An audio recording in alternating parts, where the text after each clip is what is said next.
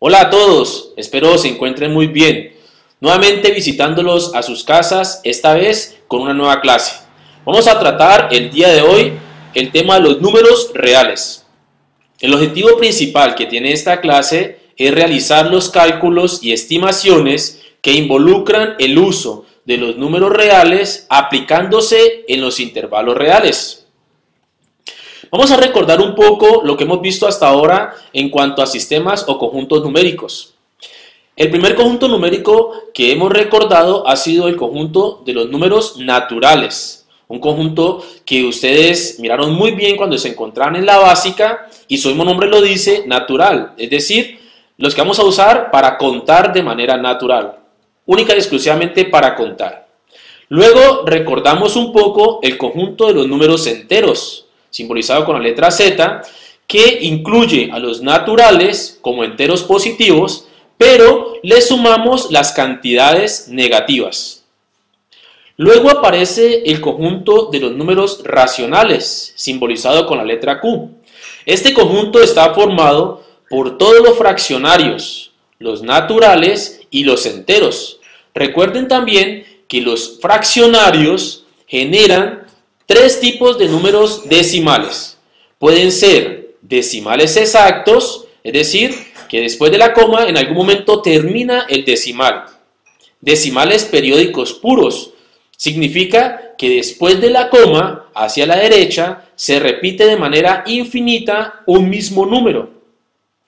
Y los decimales periódicos mixtos, quiere decir que son decimales en el que después de la coma hay un número, pero después de ese número se repite de manera infinita un mismo número. Todos esos números, bien sean fraccionarios, naturales, enteros o los decimales exactos, periódicos puros o periódicos mixtos, hacen parte del conjunto de los números racionales. Hoy vamos a incluir dos nuevos conjuntos. Uno de ellos es el conjunto de los números irracionales. Son aquellos que no son racionales, es decir, los decimales no periódicos, infinitos no periódicos. ¿Qué significa esto? Después de la coma, a la derecha, se repiten de manera infinita muchos números, pero jamás vamos a encontrar que se repita un mismo número de manera infinita. Esa unión entre los racionales y los irracionales me genera el siguiente esquema, donde vamos a encontrar el conjunto de los números reales. El conjunto de los números reales está formado entonces por los racionales y por los irracionales. Bien, entonces la unión de los dos conjuntos, racionales e irracionales, forma el conjunto de los números reales. Aquí podemos mirar de una mejor manera que el conjunto de los reales incluye a todos los números que hemos visto hasta ahora, incluyendo el conjunto de los números irracionales, que lo voy a ampliar más adelante. ¿Quiénes son los números irracionales? Los números irracionales no son racionales, ¿sí? Y son aquellos que se pueden poner, que no se pueden colocar o poner como cociente de dos números enteros. En otras palabras, son aquellos números que no se pueden expresar como una fracción. Y al no ser fracción, no son decimales ni puros, ni son decimales exactos, ni son decimales infinitos periódicos mixtos. Bien, ¿quiénes son entonces los irracionales? Los irracionales son todas aquellas expresiones radicales que no son exactas. Bien, por ejemplo, la raíz cuadrada de 2. La raíz cuadrada de 2 no es exacta. ¿Qué significa que la raíz sea exacta? Por ejemplo, la raíz cuadrada de 9. 9 es un número cuadrado perfecto. Es decir, 3 por 3 da 9. Es decir, que la raíz cuadrada de 9 es una raíz exacta.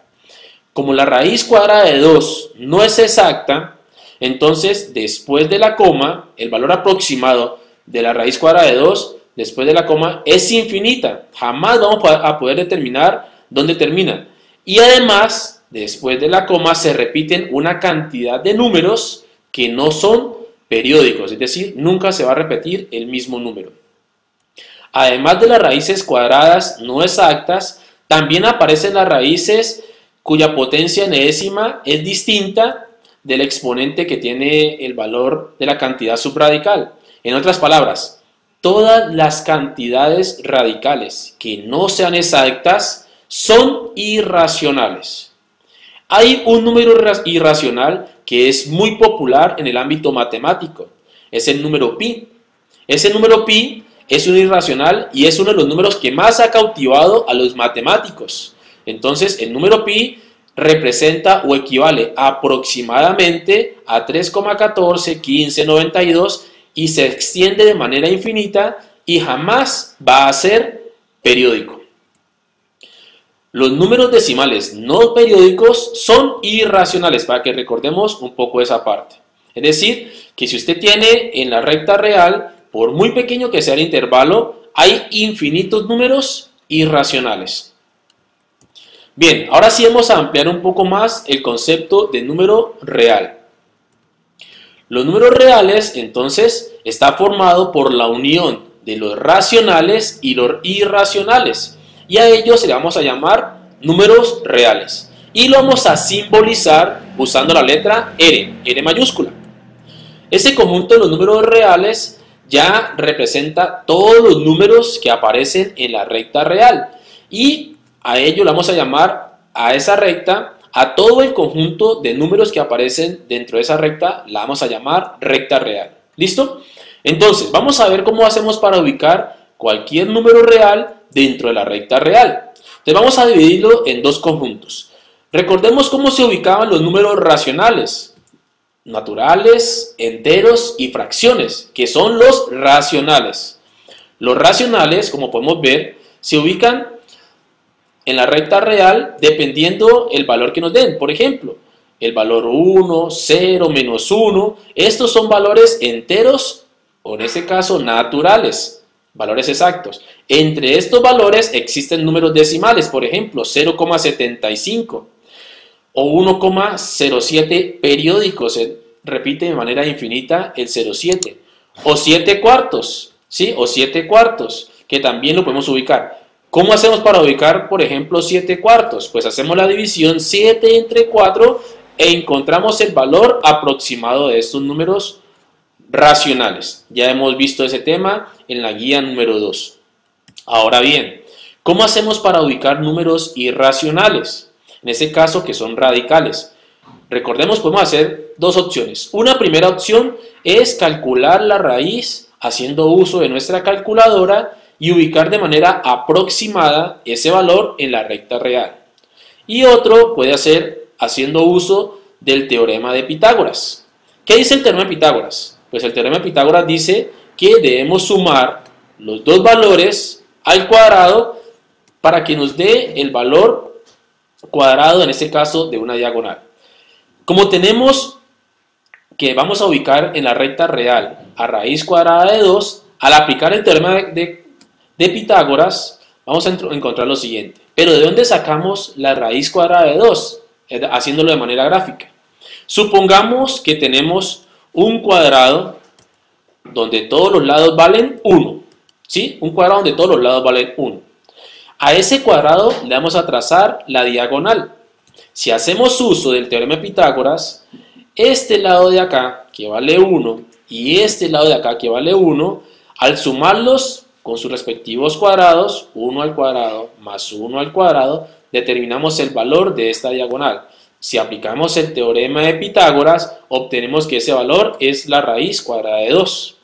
Recordemos que la raíz cuadrada de 2 es un irracional.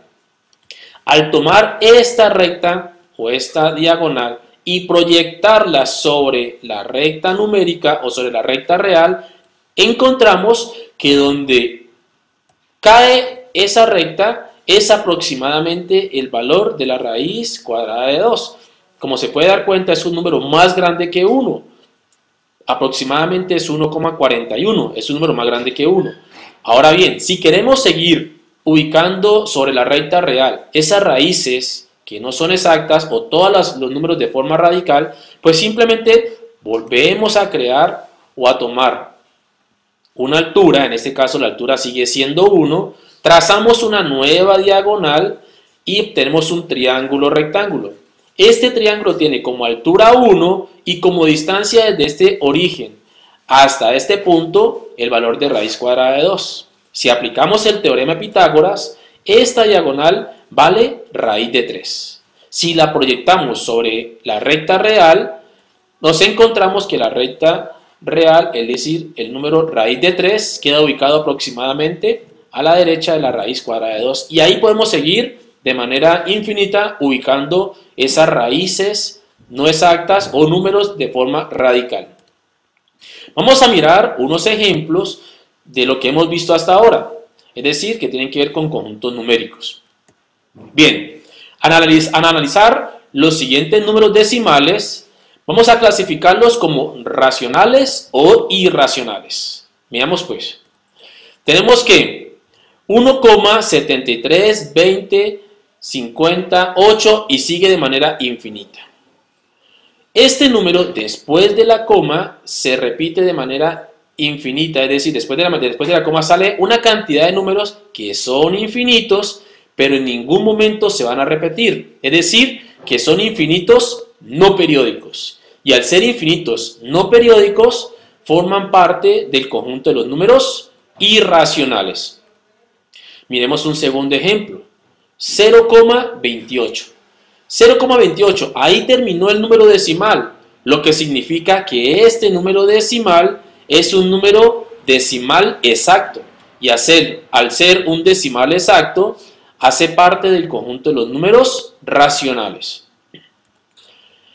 Después de la coma hay un número, pero después de ese número se repite 21, 21, 21 de manera infinita. Es decir, es infinito periódico. Pero como hay un número acá, es infinito periódico, pero mixto. Y al ser periódico, automáticamente es un número racional. Y por último, tenemos el número 0,3333, donde se repite de manera infinita el número 3. Lo que significa que es infinito periódico, pero es puro, porque después de la coma se repite de manera infinita el mismo número. Esto significa también que hace parte del conjunto de los números racionales. Ahora bien, recordemos cómo ubicar números racionales o irracionales en la recta numérica o recta real, que vamos a empezar a llamarla a partir de ahora. Bien, ahí tengo unos respectivos valores, unos números ubicados en la recta real. Empecemos a mirar qué significa cada uno de estos valores.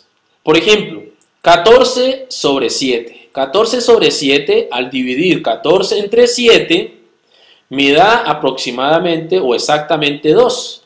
Lo que significa que este número 2 que está acá representa el valor o la letra G. Bien, ahora, ¿dónde ubicamos a menos 0,9? Este menos significa que está a la derecha del 0.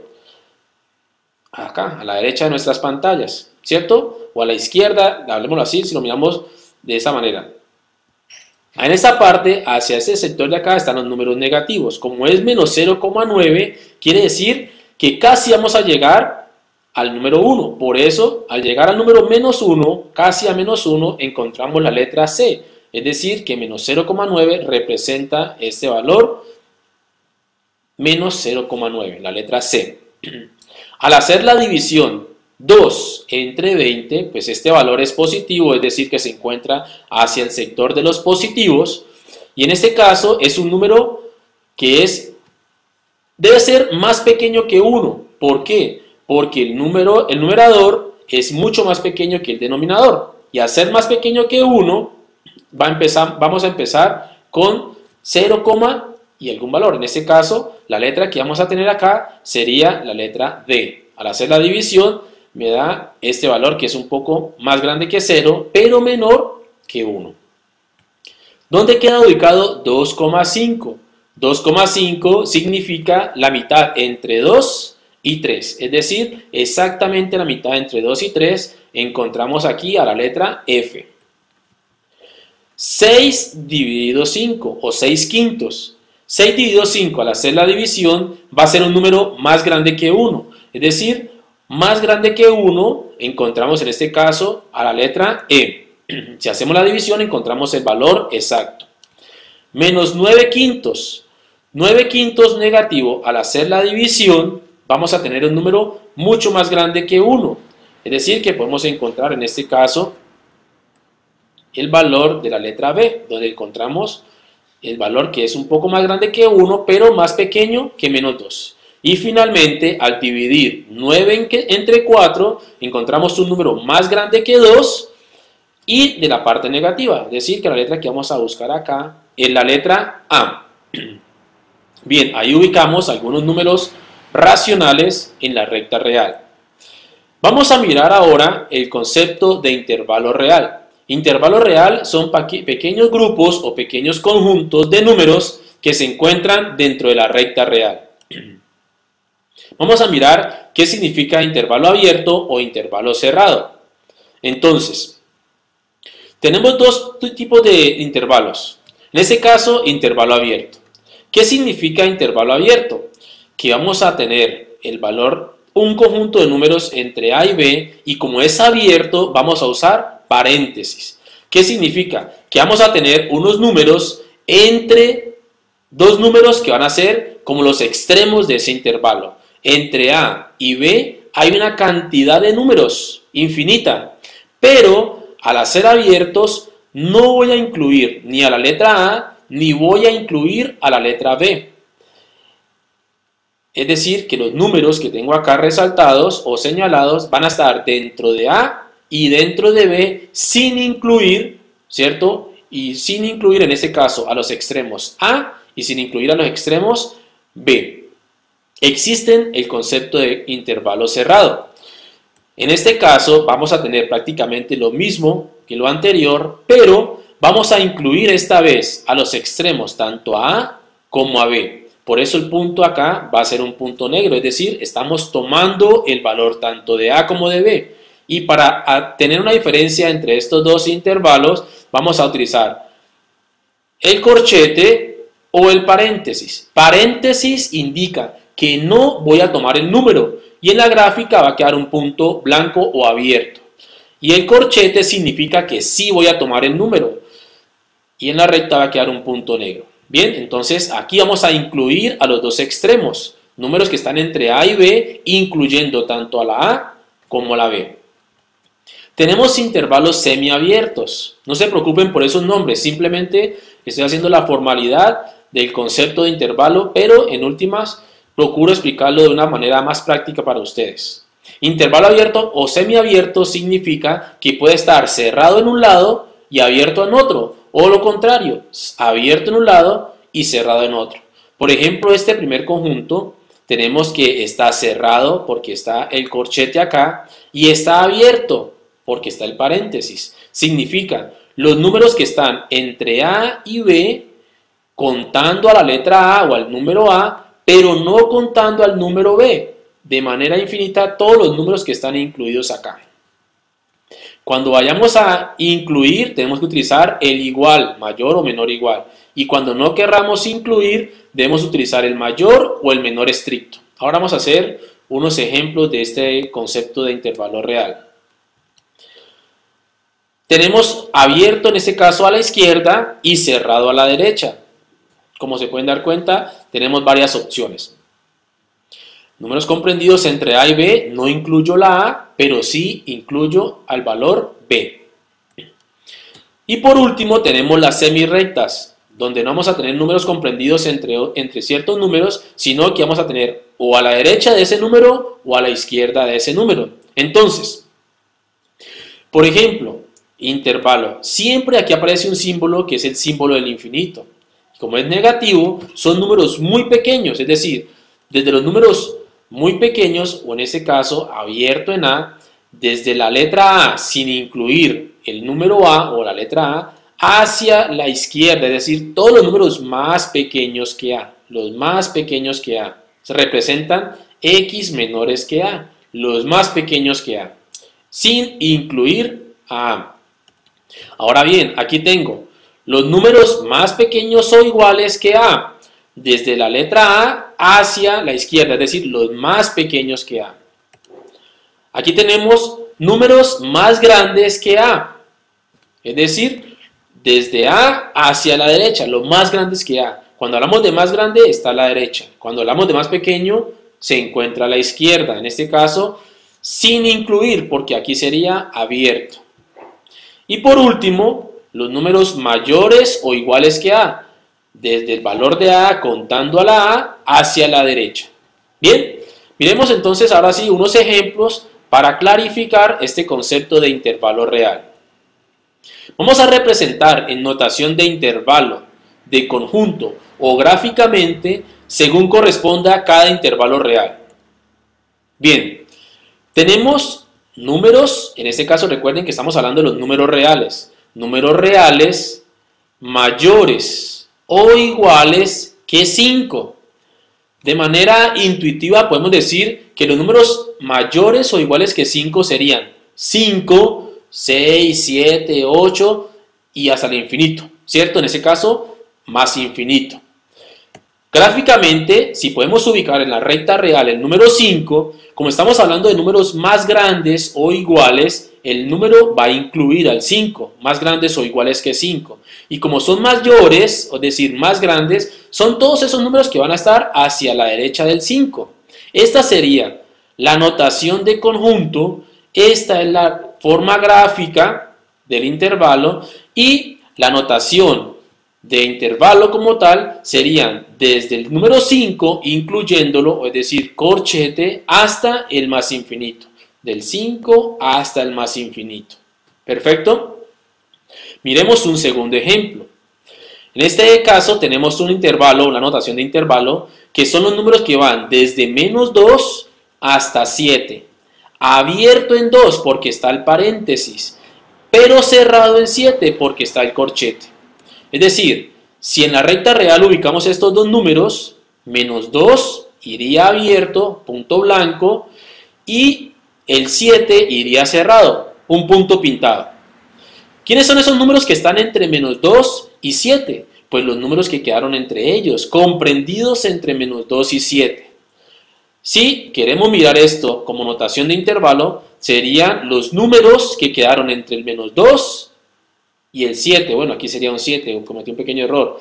Pero aquí sería abierto, es decir, estricto el 2, y aquí sería cerrado, incluyendo al 7, menor o igual que 7. Aquí sería un 7. Bien, miremos esta gráfica. Tenemos el conjunto de los números reales que están entre menos 15 y menos 3, incluyendo a 15, es decir, cerrado en 15, incluyendo a menos 3, cerrado en menos 3. Es decir, que en ambos vamos a utilizar corchete. Bien, menos 15, desde menos 15 hasta menos 3. Para ambos corchete porque es cerrado o está pintado. En notación de conjunto serían los números X que están desde menos 15, menor o igual, o sea, incluyendo al menos 15, hasta el menos 3, menor o igual. Números entre menos 15 y menos 3, incluyendo al menos 15, incluyendo a menos 3. Obviamente en la recta real se organizan o se ubican dependiendo del orden que llevan ahí. Por último, miremos cuál sería la notación de intervalo y la gráfica para los números más pequeños o menores que 1. Menores, quiere decir que no vamos a incluir al 1. Por tal razón, este símbolo menor estricto significa que vamos a tener un intervalo abierto. Si ubicamos en la recta real al 1, y estamos hablando de los números más pequeños que 1, serían todos estos números que van hacia el lado de acá. Como hacia el lado de acá no vamos a tener una cota, es decir, no vamos a tener un límite inferior, lo que vamos a encontrar es que va a empezar a disminuir, hasta llegar al número más pequeño de todos. Y el número más pequeño de todos en los números reales se conoce como el menos infinito. Es decir, desde menos infinito hasta el 1. El infinito siempre va a ser abierto, porque si usted encuentra el número más grande o más pequeño, y lo quiere llamar como el más grande o el más pequeño, siempre va a haber uno más grande o uno más pequeño. Por esa razón nunca lo va a poder capturar y nunca va a poderlo encerrar, es decir, nunca jamás va a poder ser un corchete, siempre va a ser paréntesis el infinito. Entonces vamos a hablar que desde 1 hasta el menos infinito. Bien, entonces ese es el concepto, en este caso, de intervalo real. Ahora sí vamos a practicar. ¿Qué vamos a hacer? Pues vamos a descargar la guía número 4 y la vamos a resolver en tu cuaderno. Estoy notando que algunos de ustedes no están leyendo la guía. Ahí por todas partes dice resolver esta guía en tu cuaderno de matemáticas. Pero aparte de eso, quiero que investiguen un poco el significado que tiene el número irracional pi para las matemáticas. Es uno de los números que más cautiva a los matemáticos, tanto de la antigua época como actualmente. Ese número es un número irracional y quiero que ustedes investiguen un poco sobre el significado del número pi en las matemáticas. También los invito a que revisen de manera constante el Facebook de nuestro liceo y enterarse de todas las fechas que vamos a tener en cuenta para el proceso de nuestras clases virtuales. También les pido que sean muy puntuales en los horarios y fechas que se asignan para cada uno de los compromisos con el área, para que pues tengamos una mejor participación y podamos tener unos mejores resultados en cuanto a la parte académica y obviamente en la nota. No duden en contactarme si tienen algún tipo de duda, pero sí les pido que lo hagan en los horarios de trabajo estipulados por nuestro liceo. ¿Dónde van a contactar? Pues me pueden contactar en mi correo electrónico, bien sea el correo institucional o el correo personal. Me pueden contactar en mi sitio web, me pueden contactar también a través del WhatsApp o finalmente pueden mirar este video y mucho más a través de el canal de YouTube Profe Manuelao 12. Espero que se encuentren muy bien. Un abrazo para cada uno de ustedes y nos veremos muy pronto.